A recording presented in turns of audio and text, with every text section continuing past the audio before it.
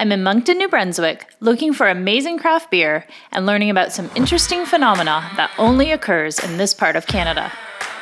Small-scale craft breweries are popping up all over Canada to help satisfy our thirst for locally brewed beer. I'm Angela Bell, and I'm drinking my way across Canada, one craft brewery at a time. I'm looking for real folks that are making real beer. This is Crafted in Canada.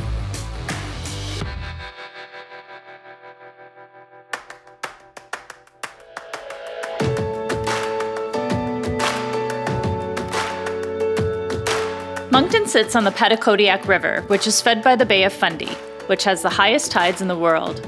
Those tides send a wave up the river through Moncton twice a day and has attracted world record surfers looking to experience the 29-kilometer ride. This is Chad Steeves. He's the owner and operator of the Tide and Boar Gastropub. The craft beer scene in Moncton has been booming, and Chad's Tide and Boar brand has been one of the leaders in the movement. He always has a full tap of locally brewed beer to go with his tasty dishes. I wanted to open a gastropub type concept because it was unique to the area. Nobody was doing it. 7 years ago, it felt fresh. And then the Tide and Boar is kind of a take on like a classic English pub name where the gastropub originated, which was England. It's also a representative of like surf and turf. Like we get our food is locally driven. You have so many different seafood and cultures. It tastes completely different than our other body of water with the Northumberland Strait, which has the warmest water. You can have a lobster from different oceans, both 20-minute drives, and they taste completely different. Tide and Boar has been named one of Maclean Magazine's top 50 restaurants, En Route Magazine's top 10 bars in Canada, and they were also featured on an episode of You Gotta Eat Here on the Food Network.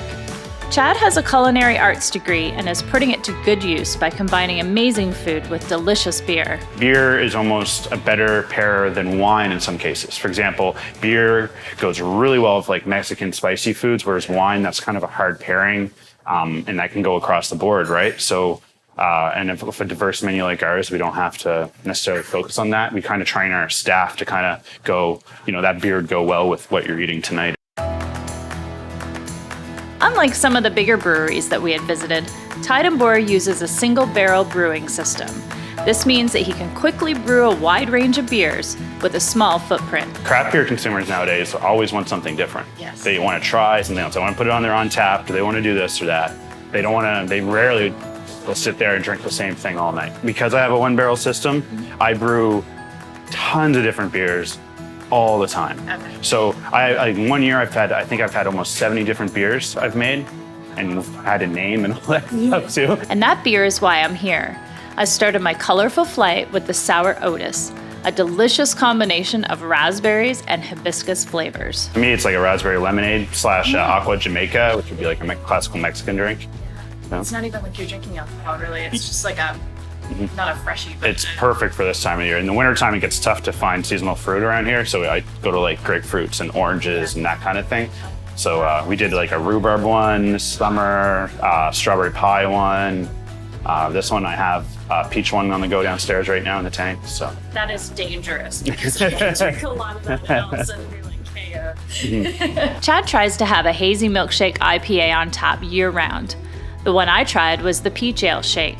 It had a sweet peach flavor that went nicely with a hoppy, creamy finish. Chad loves the IPAs and is always experimenting with different hops. This IPA is the Mama Method, a flavorful New England-style IPA.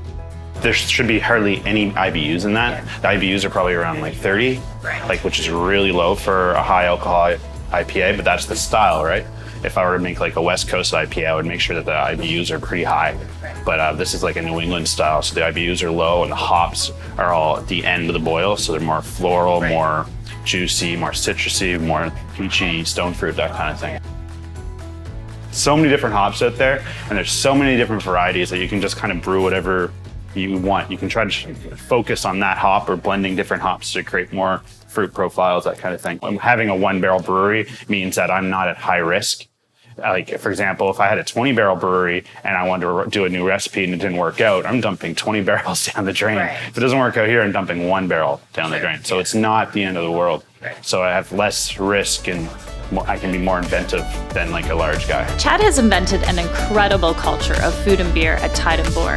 There is constantly something new on tap from his brewery and others from the region, so you can get a new taste every time you visit.